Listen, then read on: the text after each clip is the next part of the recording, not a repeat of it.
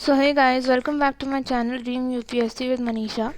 और आज हम लोग अपने इस गंगा प्रोग्राम की 5th क्लास करने जा रहे हैं जो बिहार की इकोनॉमिक्स से बेस्ड है। So let's start with the video. इस वीडियो में हम बिहार का बजट और इकोनॉमिक सर्वे डिस्कस करेंगे और कल सुबह हम सेंट्रल गवर्नमेंट का बजट और इकोनॉमिक सर्वे का वीडियो अपलोड कर देंगे। Let's begin with the video. So this is the Bihar budget of 2021. It was presented on 22nd February 2021. हमारे बिहार के फाइनेंस मिनिस्टर मिस्टर तारा किशोर प्रसाद ने इस बजट को प्रेजेंट किया था। इस बजट का टोटल अमाउंट 2,18,303 करोड़ था। बजट जो हमारा टर्म आता है ये आर्टिकल 202 ऑफ कॉन्स्टिट्यूशन जो इसे एनुअल फाइनेंशियल स्टेटमेंट कहता है उसे ही हम बजट कहते हैं। बजट में हमारे कुछ की टर्म्स होते हैं जैसे कि रेवेन्यू रिसीप्ट, कैपिटल रिसीप्ट। तो रेवेन्यू दो टाइप का होता है, एक रेवेन्यू रिसीप्ट, एक रेवेन्यू एक्सपेंडिचर। रेवेन्यू रिसीप्ट जो है वो गवर्नमेंट रिकवर नहीं कर सकती, but revenue expenditure government recover कर सकती है। और capital receipt is the general liability और decreased financial assets of the government. और दूसरा हमारा capital expenditure. The next term is direct tax. Direct tax जो गवर्नमेंट डायरेक्ट किसी इंडिविजुअल या कंपनी पर डालती है जैसे कि इनकम टैक्स और कॉरपोरेशन टैक्स। और इनडायरेक्ट टैक्स जो गुड्स एंड सर्विसेज पे गवर्नमेंट लगाती है जैसे कि हमारा जीएसटी है, सर्विस टैक्स है, एक्साइज ड्यूटीज़ हैं और कस्टम ड्यूटीज़ हैं। Fiscal policy by which government adjusts its expenditure levels and tax rates to watch and influence a country's economy. Revenue deficit का मतलब होता है extra expenditure on government over revenue receipts. Physical deficit का मतलब है difference between total expenditure of government and it's total receipt. ये definitions आपको ऐसी की ऐसी ही रिमेंबर रखनी पड़ेंगी बिकॉज ये एग्ज़ाम में आपको कहीं पूछी नहीं जाएंगी as far as pre is concern. Pre में आपको जहाँ तक फैक्चुअल क्वेश्चंस और वैल्यू बेस्ड क्वेश्चंस आ सकते हैं कि कितना बजट था, क्या था, कैसे था, तो इसलिए बट टर्म्स क्लियर होना ज़रूरी है, इसलिए मैंने यहाँ पे टर्म्स भी मेंशन करे हैं। फिर हमारा टर्म आता है primary deficit. Is the difference between present year fiscal deficit and interest payment on previous borrowings. And non tax revenue is government revenue generated by tax. Now moving on to the next slide, we know what is GDP. GDP is gross domestic produce. Final value of all the finished goods and services within a country is the GDP of the country. What is GSDP? It is gross state domestic produce, जो कि physical deficit हमारा financial year 2022 के लिए 2,510.78 करोड़ है। हमारा expenditure है rupees 1,77,071.39 crore revenue expenditure and 41,231.31 crore as the capital account. Total receipt is 2,18,502.7 lakh crore and revenue savings is 9,195.90 crores. Now this is the important from pre point of view, this new schemes and policies and the next slide coming. So new schemes and policies में हमारी 7 निश्चय scheme आती है जहाँ पे ये 6 points हैं। I know आप लोग सोच रहे होंगे कि ये 7 निश्चय है तो यहाँ पे 6 ही पॉइंट्स क्यों हैं, बट हाँ यहाँ पे 6 ही पॉइंट्स हैं। डोंट गेट कन्फ्यूज कि 7 में 7 पॉइंट्स होंगे। ये 6 पॉइंट याद रखना ज़रूरी है। इसमें से 4 आपको ऑप्शन में दे दिया जाएगा जिसमें से 3 सही होगा और 1 सही नहीं होगा। So you have to remember these. तो 7 निश्चय में हमारे आर्थिक हल, युवाओं को बल, आरक्षित रोजगार, महिलाओं को अधिकार, हर घर नल का जल, घर तक पक्की गलियां और नालियाँ, शौचालय निर्माण, घर का सम्मान, अवसर बढ़ें, आगे बढ़ें। ठीक है, ये हमारे 7 निश्चय स्कीम्स हैं। हमारा अगला निश्चय 2 scheme under good governance. Good governance एक बहुत बड़ा टर्म है जो पॉलिटी का टर्म है, तो हम पॉलिटी वीडियोज़ में उसको डालेंगे कि व्हाट इज़ गुड गवर्नेंस। तो गुड गवर्नेंस के लिए हमें 4,671 करोड़ मिला है फॉर फाइनेंशियल ईयर 2021-2022। इसमें हमारे पास कुछ पॉइंट्स हैं जैसे कि युवा शक्ति, बिहार की प्रगति, सशक्त महिला, सक्षम महिला, हर खेत तक सिंचाई का पानी, स्वच्छ गांव, समृद्ध गांव, स्वच्छ शहर, विकसित शहर, सुलभ संपर्कता, सबके लिए अतिरिक्त स्वास्थ्य सुविधा। ये सातों पॉइंट्स याद रखना ज़रूरी है, क्योंकि इसमें से भी आपके पास वैसा ही क्वेश्चन आ सकता है कि इसमें से 3 सही हों और 1 गलत हो। तो अगर आपको ये सातों याद रहेंगे तो question you will be easy to answer the questions. जो हमारे PYQs हैं और 65th BPSC का जो पेपर है उसमें भी कई सारी जगहों पे हमें इकोनॉमी पे ऐसे ही डायरेक्ट क्वेश्चंस देखने को मिलते हैं। Now we will see the sector wise expenditure. इसमें आपको थोड़ा बहुत याद रखने की ज़रूरत है जो भी इंपॉर्टेंट पॉइंट्स हैं। जैसे कि अगर हम एग्रीकल्चर और एग्रीकल्चर रिलेटेड एक्टिविटीज़ यानी कि अलाइड एक्टिविटीज़ की बात करें तो हमारा जो एलोकेशन है मनी का वो 3,333.5.747 करोड़ हमें एलोकेट किया गया है। नेक्स्ट इज हमारा 50 करोड़ हमें दिया गया है हर खेत तक सिंचाई का पानी। 300 करोड़ हमारा इलेक्ट्रिसिटी डिपार्टमेंट को दिया गया है। 4074.38 करोड़ हमारा वाटर रिसोर्स डिपार्टमेंट को दिया गया है। 1561.72 करोड़ एनिमल फिशरीज़ डिपार्टमेंट को दिया गया है। एक हम ऑर्गेनिक कॉरिडोर स्टेट बनाने की कोशिश कर रहे हैं। ये 13 डिस्ट्रिक्ट्स में इस्टेब्लिश किया जाएगा अक्रॉस द गंगा रिवर। और 1534.09 करोड़ हमारा कोऑपरेटिव डिपार्टमेंट में दिया है। इसमें अगर हम इम्पॉर्टेंट पॉइंट्स की बात करें तो ऑर्गेनिक कॉरिडोर स्टेट के बारे में हमें याद रखना पड़ेगा कि ये कितने डिस्ट्रिक्ट्स में है। अगर आप थोड़ा एडिशनल रिसर्च करना चाहें तो यहाँ पे उन 13 डिस्ट्रिक्ट्स के नाम भी याद कर सकते हैं जिनसे ऑर्गेनिक कॉरिडोर होके गुजरेगा।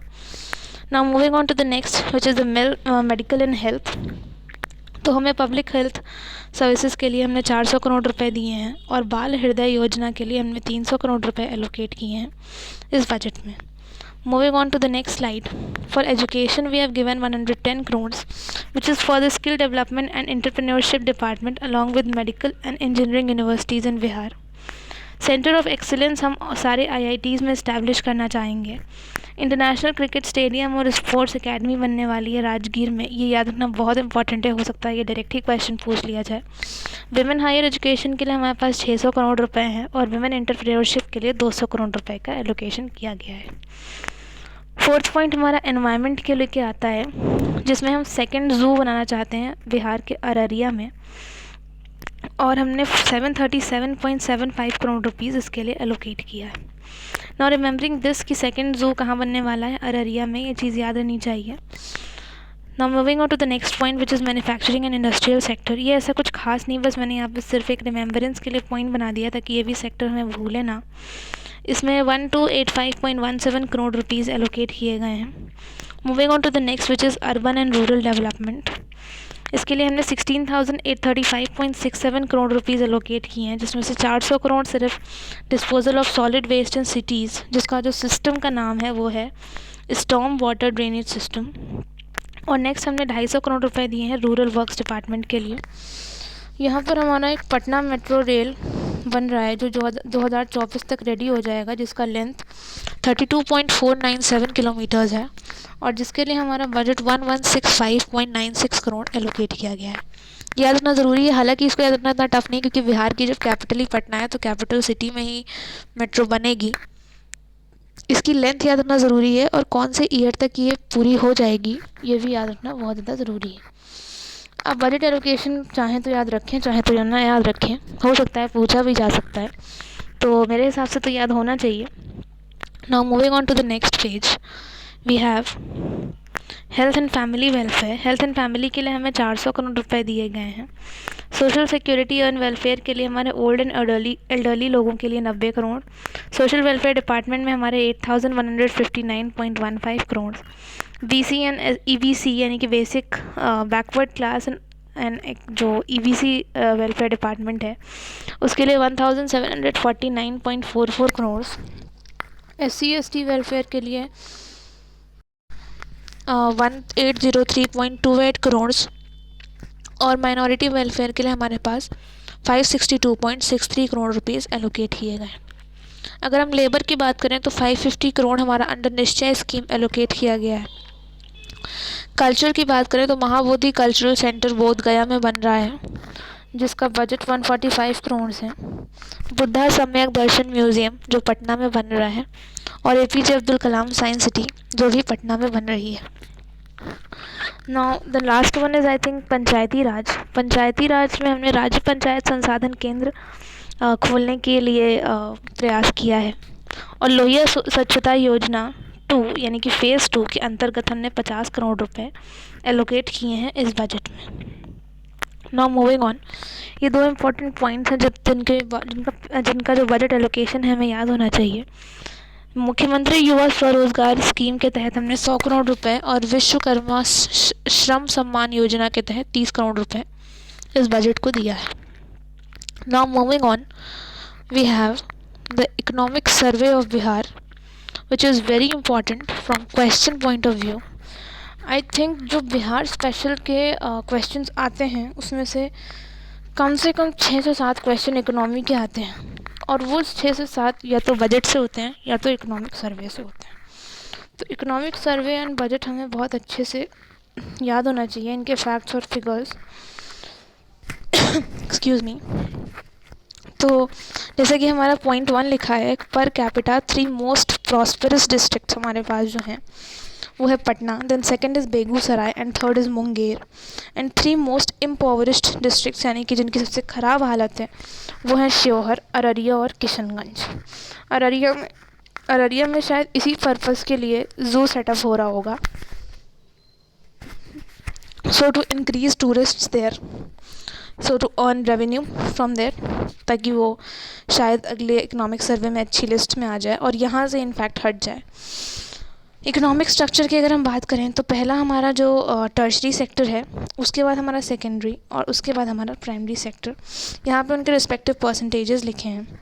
टर्शरी सेक्टर में 3 सेक्टर्स में हमारी डबल डिजिट ग्रोथ देखने को मिलती है, जो है road, transport and public administration. And secondary में हमें 2 सेक्टर्स में डबल डिजिट ग्रोथ देखने को मिलती है, जो है EGWUS यानी कि electricity, gas, water supply and others utility, and हमारा second one is construction. Talking about the poverty ratio, it is 33.7 and India में इट इज़ 21.9। तो बिहार की पॉवर्टी रेशियो की बात करी जाए तो वो 33.7 है, which is in fact more than that of India, right? So you can think in your mind कि कितना impoverished और कितना poor state कहा जा सकता है Bihar. Now moving on to the highest and lowest growth rate sectors.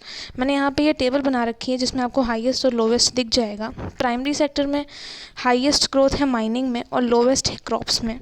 Secondary में highest है EGWUS में और लोवेस्ट है मैन्युफैक्चरिंग में। टर्शरी सेक्टर में हमारी एयर ट्रांसपोर्ट में हाईएस्ट है और स्टोरेज में लोवेस्ट है। If we see the impact of कोविड-19 ऑन द सेक्टर्स, तो हमें पता चलेगा कि प्राइमरी में किस किस सेक्टर पे कोविड का इम्पैक्ट हुआ है।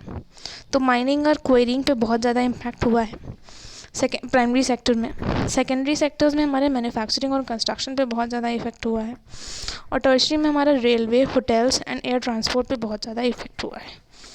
Now moving on, if we see agriculture and allied activities में हमारे 74% ऑफ टोटल बिहार वर्कफोर्स जो है वो एग्रीकल्चर पर डिपेंडेंट है। सो यू कैन थिंक कितनी बड़ी पॉपुलेशन सिर्फ एग्रीकल्चर पे अपनी डिपेंडेंसी दे रही है। लाइफ स्टॉक जो है वो बिहार का fastest growing agriculture sub sector है, क्योंकि हमें पता है कि लाइफ स्टॉक एक एलाइड सेक्टर है उसका एग्रीकल्चर का, right. Now the 10th point says land utilization pattern in Bihar. अच्छा, this point I have missed. Highest fertilizer consuming district हमारा पूर्णिया है, जहाँ पे सबसे ज़्यादा फर्टिलाइज़र यूज़ किए जाते हैं। And you know Purnia is famous for home. Please comment in the comment section below कि पूर्णिया किसके लिए फेमस है।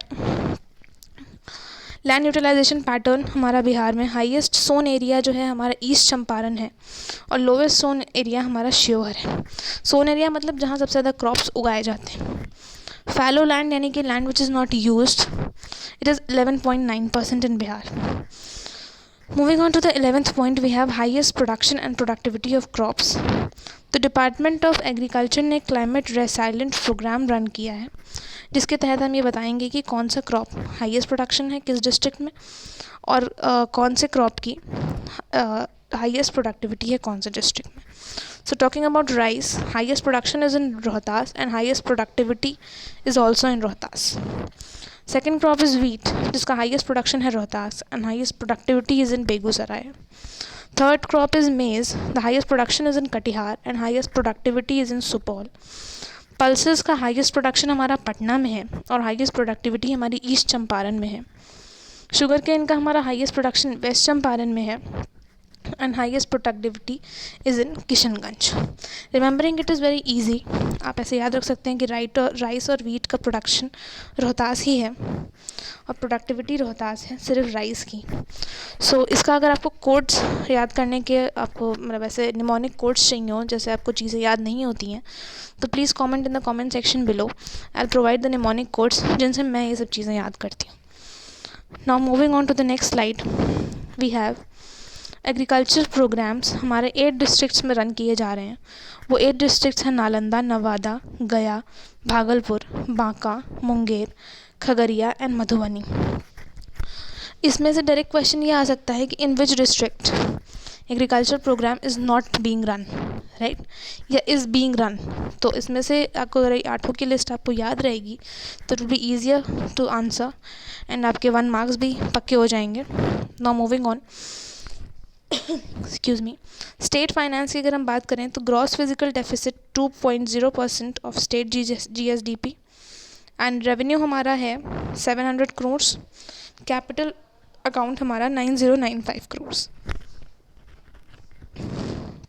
हमारे एंटरप्राइज सेक्टर में एग्रो बेस्ड इंडस्ट्रीज़ की ग्रोथ का परसेंटेज 11.7% है।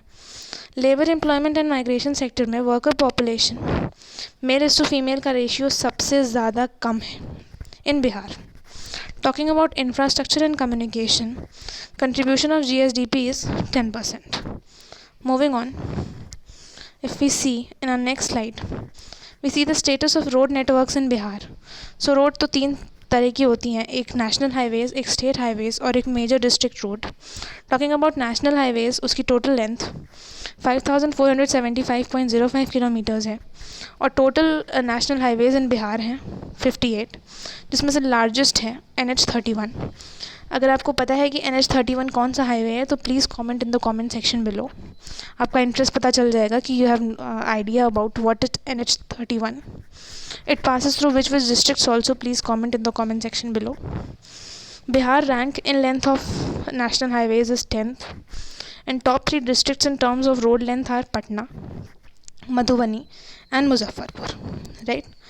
Now next is state highways. Talking about state highways, the total length is 3713.53 kilometers. 68% यहाँ पे डबल लेन है, 23% सिंगल लेन और इंटरमीडिएट लेन एंड 9% मल्टीपल लेन है। Top 3 districts in terms of road length हमारे फिर से पटना, गया और दरभंगा है। Since Patna is the capital city इसलिए उसका नाम मेंशन हर जगह आता ही रहेगा, राइट। मेजर डिस्ट्रिक्ट रोड की बात करें तो top 3 districts in terms of major district road is Patna, Gaya and Darbhanga, again same as the state highways.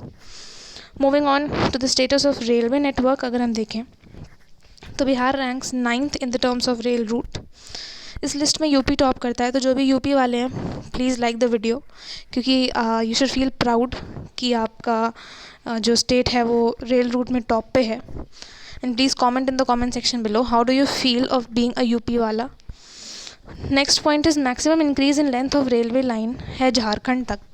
जो बिहार की रेलवे रूट है वो सबसे ज़्यादा इंक्रीज जो लेंथ है वो झारखंड तक है।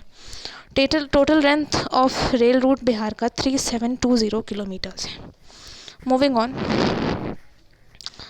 To our status of civil aviation की अगर हम बात करें तो एयरक्राफ्ट मूवमेंट हमारा बिहार में 28.3% है। Please comment in the comment section कि बिहार में कितने जगह पे इंटरनेशनल और डोमेस्टिक दोनों ही एयरपोर्ट्स हैं। आई होप आपको अब तक ये पता होना चाहिए। Next is network tele density in Bihar. Tele density मतलब telecom density in Bihar is 53, ठीक है। एनर्जी सेक्टर की अगर हम बात करें तो हाईएस्ट कंजम्पशन ऑफ इलेक्ट्रिसिटी या energy is in Patna and lowest consumption is in Sheohar. Rural development की अगर हम बात करें तो बिहार में total number of 10.17 lakh self help groups हैं। नेक्स्ट अगर हम बात करें अर्बन डेवलपमेंट की तो अर्बनाइजेशन का रेट थोड़ा पुअर कहा जाएगा because it is only 15.2%। Most urbanise district अगर हम बात करें तो वह है पटना एंड लीस्ट अर्बनाइज की अगर हम बात करें तो वह है Banka in Bihar. Moving on human development की अगर हम बात करें तो life expectancy ratio rate in Bihar is 69.1 years and literacy rate is 61.8%. Moving on, environment, climate change and disaster management. Bihar में हमारी एनुअल रेनफॉल 1094.4 MMS होती है. 17 districts of Bihar receive rainfall higher than state's average rainfall. You can remember the names, but I don't think आपको ज़रूरत है name remember करने की, क्योंकि यहाँ से ये क्वेश्चन नहीं पूछा जाएगा. यहाँ से क्वेश्चन सिर्फ बिहार की एनुअल रेनफॉल पे आ सकता है. Second point, the third point is highest rainfall district हमारा है Kishanganj. It is very important. Lowest rainfall district है हमारा Arwal, which is again very important point two remember. Highest incidence of forest fires हमारे मुंगेर में होते हैं, because highest number of industries आपको वहाँ देखने को मिलेंगी, और बहुत सारी गन फैक्ट्रीज़, बहुत सारी हैज़ार्डस चीज़ें वहाँ पे देखने को मिलती हैं. इसलिए हमारा highest incidence of forest fires भी मुंगेर में ही है. टोटल हमारे पास 285 वेटलैंड्स हैं. वेटलैंड्स मैंने आपसे पहले भी कहा था कि ये जोग्राफिकल टर्म है, तो इसको हम लोग जोग्राफी में ही डिस्कस करेंगे. Now thank you so much for watching the video. इस पीपीटी का लिंक आपको डिस्क्रिप्शन में मिल जाएगा. आप वहाँ से इसे डाउनलोड कर सकते हैं, प्रिंट कर सकते हैं, और प्लीज़ इसे ज़रूर स्टडी कर लीजिएगा, क्योंकि जो बिहार स्पेशल का हमारा इकोनॉमिक्स पोर्शन है वो सिर्फ इन दोनों से ही कवर हो जाएगा. You don't have to read anything else out of this. कल सेंट्रल बजट भी अपलोड हो जाएगा. आज मैंने पीपीटी उसकी रेडी कर ली है, सो कल वो भी आपको मिल जाएगा चैनल पे, सो आप उसे भी पढ़ सकते हैं. Please join our Telegram channel also, जिसका लिंक आपको डिस्क्रिप्शन में मिलेगा. And please follow me on Instagram. I don't know, मेरी तबीयत आज कुछ ठीक नहीं है, तो इस वजह से थोड़ी आपको प्रॉब्लम भी हो सकती है मेरी आवाज़ में. So we'll meet tomorrow with a new video, क्योंकि पढ़ना तो है ही, तबीयत चाहे कितनी भी ख़राब क्यों ना हो. सो हम लोग कल मिलते हैं एक नए वीडियो के साथ. और आई एम सो सॉरी, मैंने आज कहा था कि करंट अफेयर्स अपलोड हो जाएंगे, बट मैंने आपको बताया कि कुछ हेल्थ इश्यूज़ हैं, तो मैं कल ही वीडियो अपलोड करूँगी, जैन के भी और फेब के भी, सो दैट आपके 2 मंथ के करंट अफेयर्स प्रिपेयर हो जाएं. जो लोग और भी अदर सोर्सेज से पढ़ रहे हैं, जैसे कि स्पीडी और एडिटोरिया, वो लोग उनसे कंटिन्यू कर सकते हैं, क्योंकि करंट अफेयर्स का आप एक सोर्स नहीं रख सकते कभी भी. So I'm so sorry for this disturbance. So thank you again. Thank you so much for watching, and please like the video, share it with your friends who are preparing, and subscribe to my channel for more such videos. Thank you so much. Bye bye.